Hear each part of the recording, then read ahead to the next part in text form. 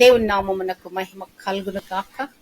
Heavenly light ministries global prayer tower ఆధ్వర్యంలో జరుగుతున్న ఉదయకాలపు స్తుతి ఆరాధన కూడికొచ్చిన మిమ్మల్ని అందరినీ ప్రేమపూర్వకంగా ఆహ్వానిస్తున్నాను.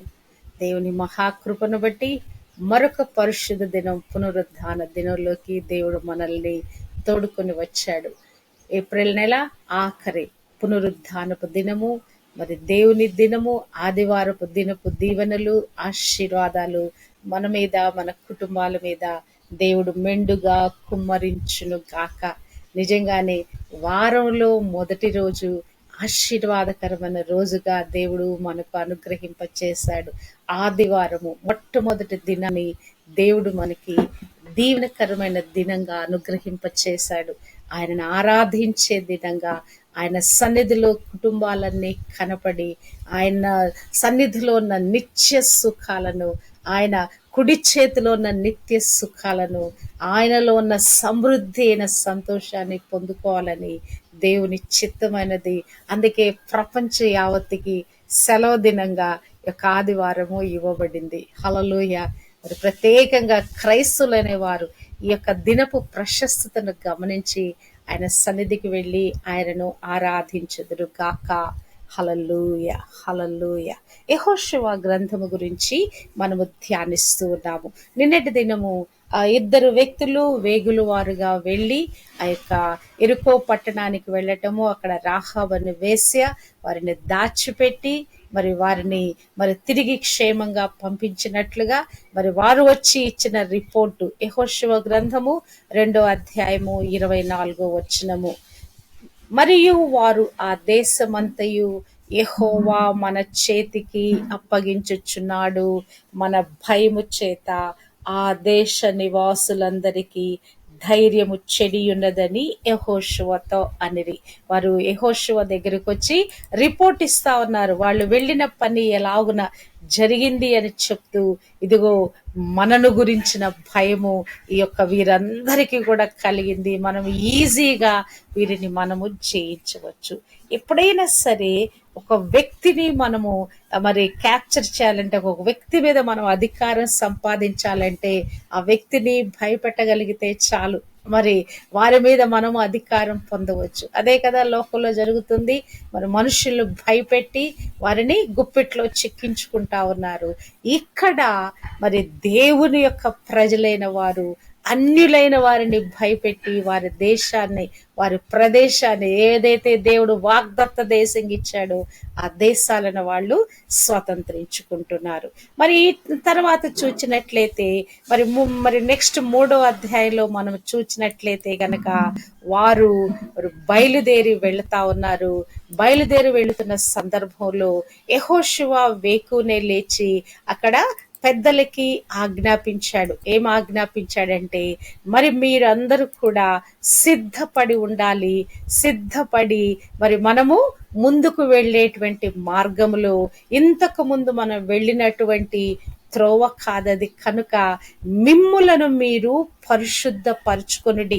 ఏమి చేయాలంటే, యెహోవా మీ మధ్య అద్భుత కార్యములు చేయబోతున్నాడు. యెహోషువ 3:5లో యెహోషువ ఇటు విధంగా వారికి ఆజ్ఞాపిస్తున్నాడు.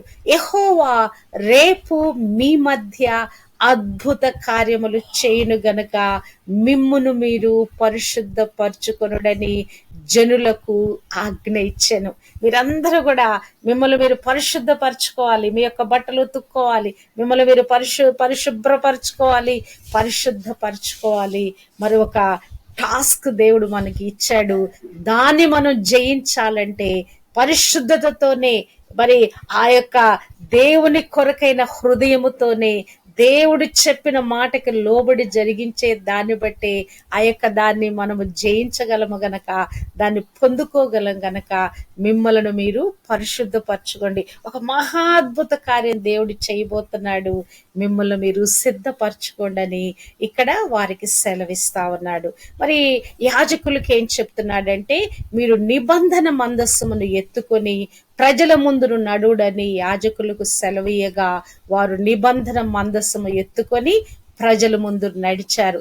నడిచిన తర్వాత అప్పుడు దేవుడు యెహోషువకి ఏం చెప్పాడంటే, ఎప్పుడైతే యాజకుల కాళ్ళు మరి ఆ యొక్క యోర్దాను నదికి మరి ఆ లోపల అడుగు పెట్టగానే వారి పాదాలు మునిగిన వెంటనే ఒక అద్భుతం జరుగుద్ది.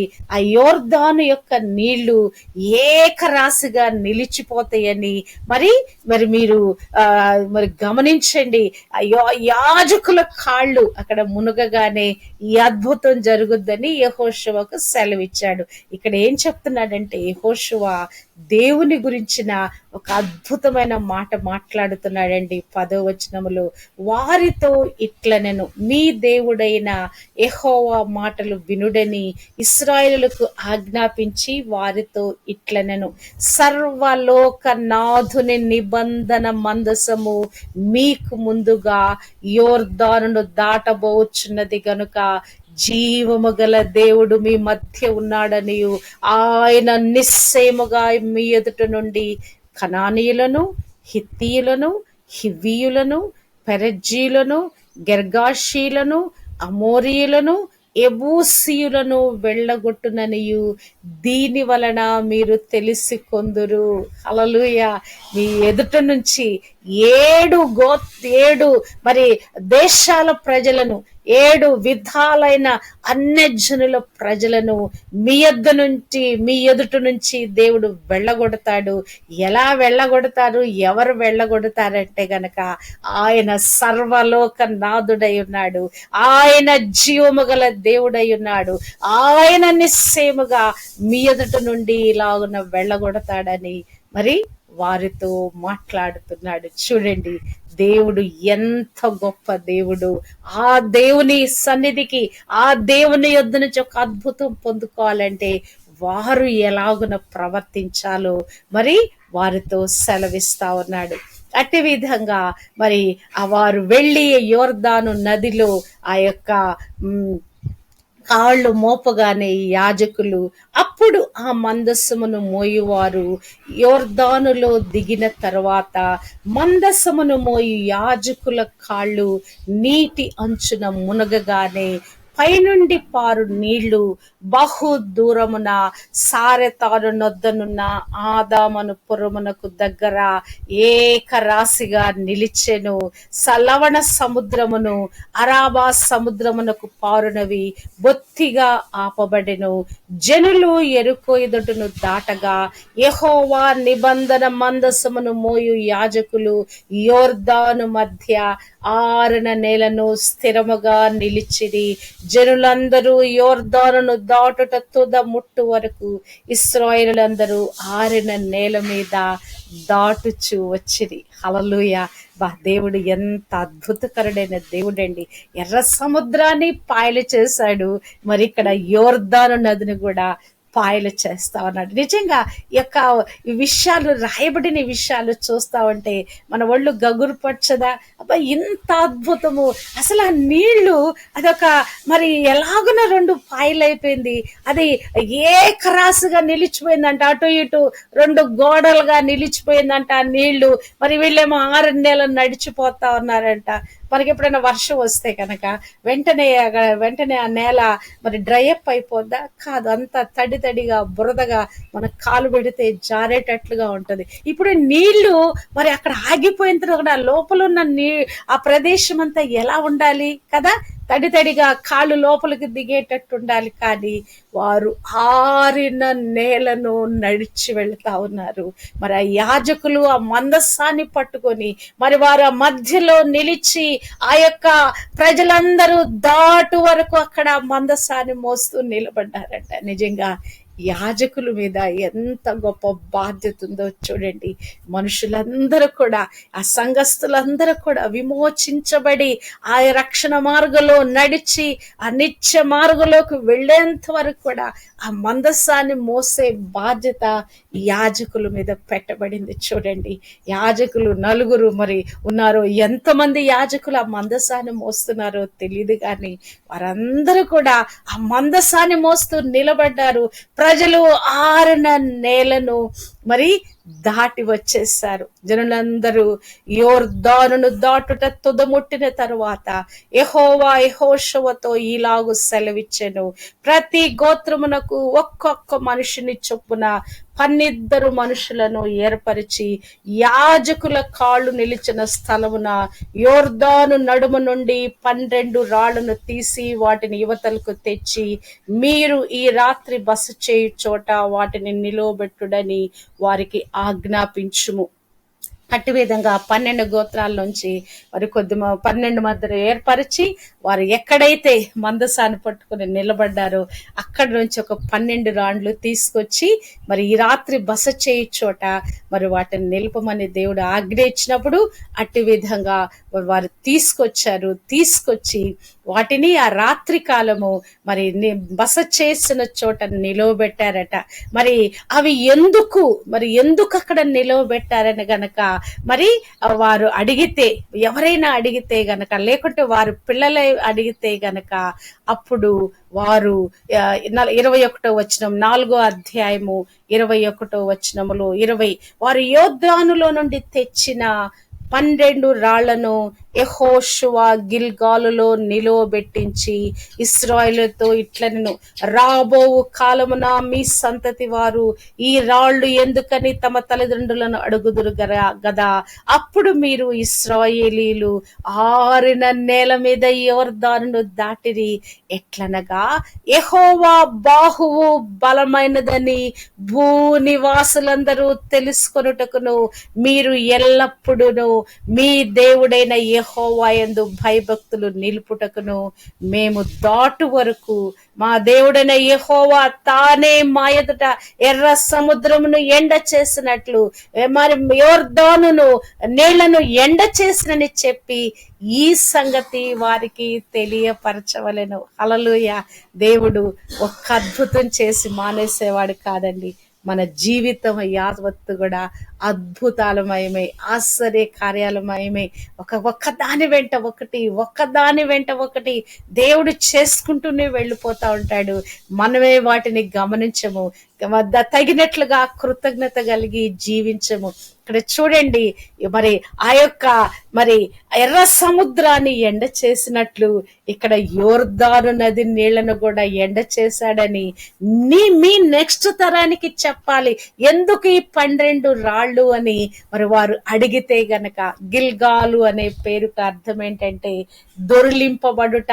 అక్కడ ఇశ్రాయేలులకు ఉన్న అవమానము దొరిలించబడింది. వారు అక్కడ నుంచి మరి అవమానకరమైన పరిస్థితులు, నిందలతో కూడిన పరిస్థితులు, బానిసత్వ పరిస్థితులు, తర్వాత అరణ్య యాత్రలో గొణుగుళ్ళు సణుగులతో కలిసి కలిగిన ఆ జీవితంలో నుంచి వారు విమోచించబడిన వారే యోర్దానును దాటి వారు బయటికి వచ్చారు. చూడండి, మరి యోర్దాను కూడా మరి దేవుని యొక్క మహాకృపను బట్టి వారికి అడ్డుగా ఉన్న యోర్దాను కూడా 2 పాయలైపోయింది. 5వ అధ్యాయం 1వ వచనము, ఇట్టి విధంగా యెహోవా యోర్దాను నీళ్లను ఎండ చేసిన సంగతి యోర్దానుకు ప్రక్కనున్న మరి ఆ రాజులందరూ వినబడినప్పుడు మరి వారి గుండెలు చెదిరిపోయేను. ఇశ్రాయేలుల భయము చేత వారికి ధైర్యము లేకపోయేను. అబ్బా చూడండి, నిజమే కదా. ఒక అద్భుతం, మహా అద్భుత ఆశ్చర్య కార్యం జరిగినప్పుడు, నిజంగానే మన జీవితంలో జరిగిన కార్యాలు అన్యులు తెలుసుకున్నప్పుడు, ఎవరైనా ఎదుటి వారు తెలుసుకున్నప్పుడు నిశ్చయంగా వారికి భయము కలుగుద్ది. నిశ్చయంగా వారికి ధైర్యం లేకుండా అయిపోద్ది. మరి ఆ తర్వాత ఇక్కడ మరొక కార్యము యెహోషువ చేపిస్తున్నాడు. దేవుడు యెహోషువకి ఆజ్ఞ ఇచ్చాడు, అందరికీ కూడా సున్నతి చేయించు అని. సున్నతి గిరి అనే స్థలము దగ్గర యెహోషువ రాతి కత్తులు చేయించుకొని ఇశ్రాయేలులకు సున్నతి చేయించెను. సున్నతి అనేది వారికి తప్పనిసరిగా చేయవలసిన నిబంధనగా దేవుడు అబ్రహాముకి మరి సెలవిచ్చాడు. ఇష్మాయేలు 13 సంవత్సరాలప్పుడు, మరి అబ్రహాము 99 సంవత్సరాలప్పుడు వారు సున్నతి నిబంధన ఆచరించాలని దేవుడు మాట్లాడింది. మరి ఇక్కడ ఈ అరణ్య యాత్రలో వీరి ప్రయాణంలో ఆయన జరిగించలేదట. మరి ఈ యొక్క ఎవరైతే మరి న్యూ జనరేషన్ ఉన్నారో, నూతన తరం ఉన్నారో, 5వ వచనము, బయలుదేరిన పురుషులందరూ సున్నతి పొందిన వారే కాని ఐగుప్తులో నుండి బయలుదేరిన తరువాత అరణ్య మార్గమందు పుట్టిన వారిలో ఎవరును సున్నతి పొంది ఉండలేదు.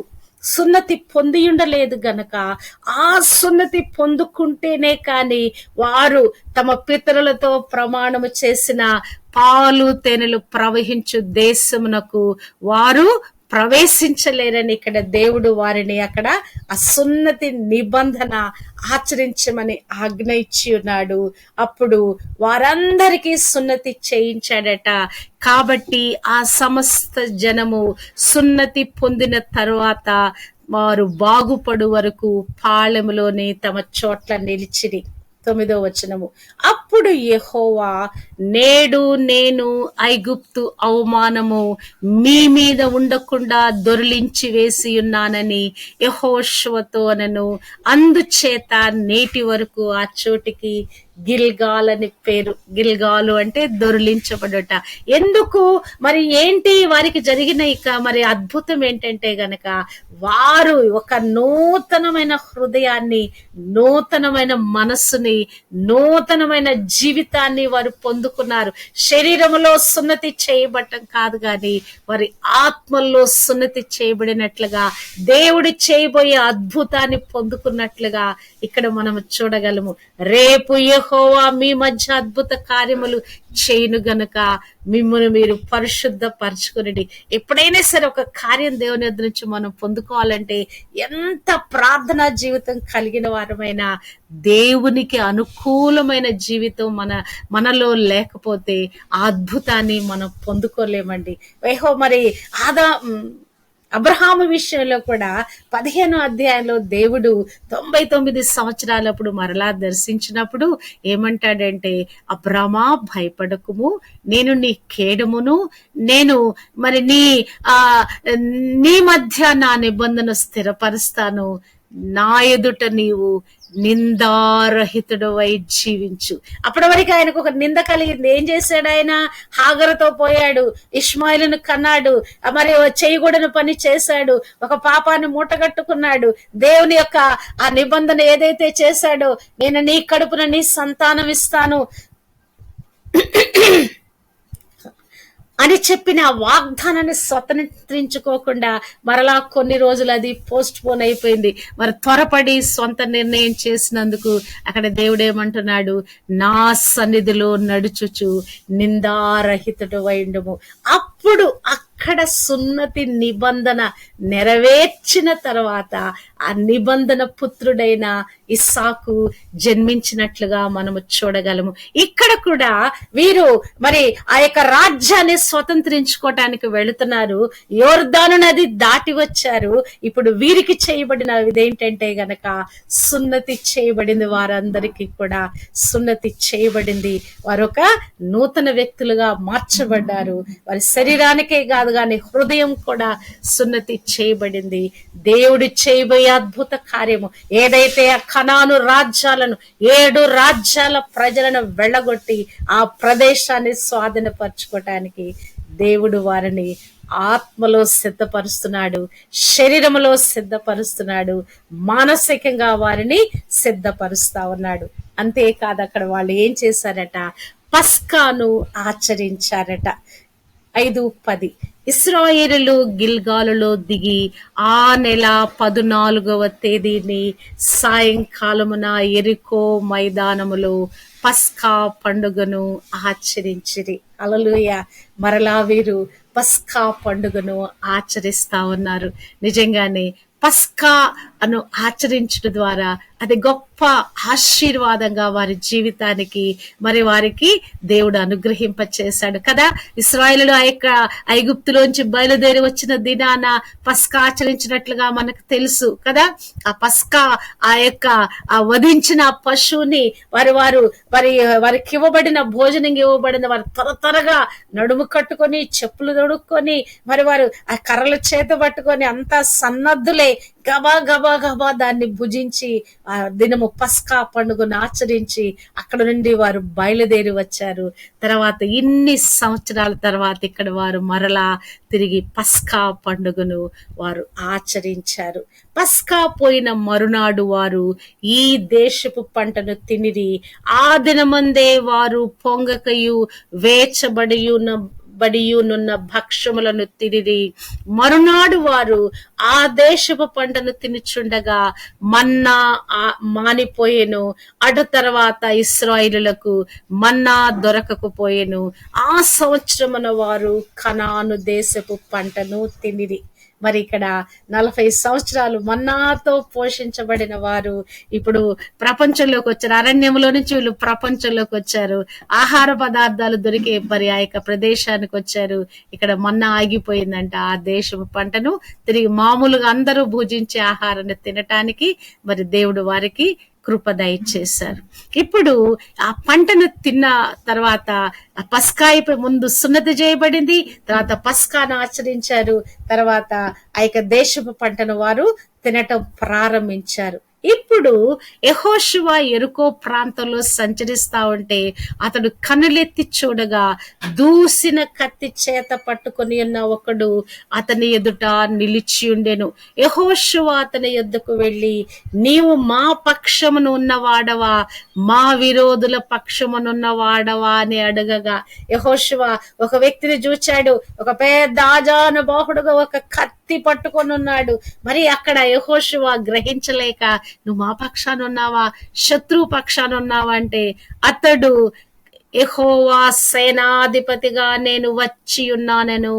హల్లెలూయా, హల్లెలూయా. ఇప్పుడు బయటికి వెళ్ళకు, అక్కడ పక్కన పెట్టుకో. యెహోషువ సేనాధిపతిగా నేను వచ్చి ఉన్నానెను. అప్పుడు యెహోషువ నేల మట్టుకు సాగిలపడి నమస్కారము చేసి, నా ఏలినవాడు తన దాసునికి సెలవిచ్చినదేమని అడిగాను. అప్పుడు కొన్నిసార్లు దేవుడు మన ఎదుట నిలబడిన, దేవుడు మనతో మాట్లాడుతున్నా మనం గ్రహించలేమండి. ఇక్కడ యెహోషువ కూడా అది దేవుని పక్షానున్నవాడా, విరోధుల పక్షానున్నవాడా అని వచ్చినటువంటి దేవుని మరి ఆ దూతను గమనించలేకపోయాడు. అప్పుడు మరి నేను దేవుని సేనాధిపతిని అని చెప్పగానే సాష్టాంగపడి నమస్కారం చేసి, నా ఏలినవాడు తన దాసునికి సెలవిచ్చినదేమి అనెను.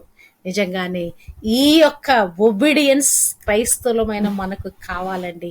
దేవుడు మనల్ని దర్శించినప్పుడు మనం ఏం చేస్తామంటే ప్రార్థనలో కూర్చొని నాకది ప్రభా, ఇది ప్రభా అని ఒకటే మొరపెడతాం. కానీ దేవుడు మనతో ఏమి మాట్లాడనై ఉన్నాడో దానికి మనం అవకాశం, అది దేవుడు అని తెలియగానే, దేవుని యొక్క సేనాధిపతి అని తెలియగానే అతను సాష్టాంగపడి నీ సేవకునికి, నీ దాసునికి ఏమి సెలవిస్తున్నావని అక్కడ సాగిలపడి ప్రశ్నిస్తా ఉన్నాడు. అప్పుడు యెహోవా సేనాధిపతి, నీవు నిలిచి ఉన్న ఈ స్థలము పరిశుద్ధమైనది, నీ పాదరక్షలను తీసివేయమని యెహోషువతో చెప్పగా యెహోషువ అలాగున చేసెను. హల్లెలూయా. మనం చాలాసార్లు మనలో చాలా పెట్టుకుంటామండి. చాలా దేవుని సన్నిధిలో కూర్చుంటాము, ప్రార్థన కూర్చుంటాము, పరిశుద్ధంగా జీవించామనుకుంటాం. కానీ ఇంకా మనలో విసర్జించవలసినవి చాలా ఉంటాయి. ఇక్కడ ఏం చెప్తున్నాడు? నీ పాదరక్షలు తీసివేయి అంటే కొన్ని విసర్జించవలసినవి మనలో ఉన్నాయి. దేవుడు మన ప్రత్యక్షమైనప్పుడు, దేవుడు మన దర్శించినప్పుడు, దేవుడు మనతో మాట్లాడినప్పుడు కొన్ని మనకి బయలుపరచబడతా ఉంటాయి. దీన్ని వదిలిపెట్టు, దీన్ని వదిలిపెట్టు, దీన్ని వదిలిపెట్టని దేవుడు మాట్లాడుతున్నప్పుడు వాటిని వెంటనే వదిలిపెట్టగలిగిన ఆ యొక్క కెపాసిటీ మనకు కావాలండి. లోబడే హృదయం మనకు కావాలి.